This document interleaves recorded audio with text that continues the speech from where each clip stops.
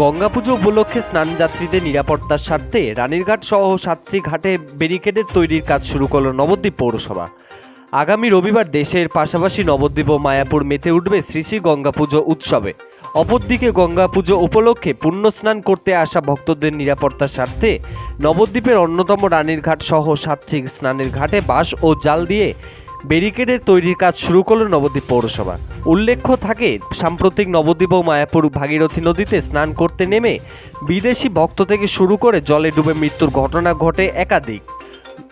অপরদিকে স্নান যাত্রীদের সতর্ক করতে পৌর প্রশাসনের তরফে মাইকিংয়ের মাধ্যমে সতর্কীকরণ বার্তা দেওয়া সত্ত্বেও জলে ডুবে মৃত্যুর ঘটনা আটকানো যায়নি।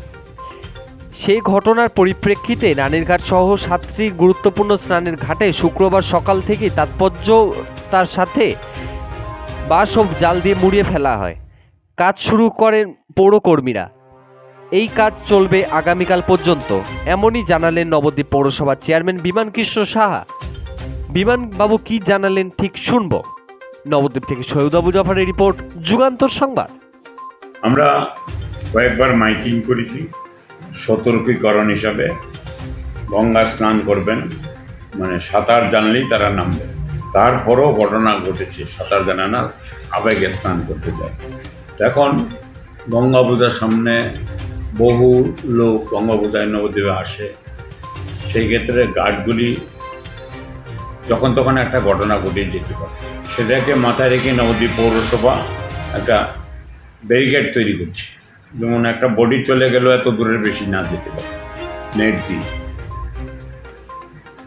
সেটা প্রায় সব ঘাটে, যেই সমস্ত বাতিং ঘাটগুলো আছে প্রায় সব ঘাটেই চলছে কাজটা।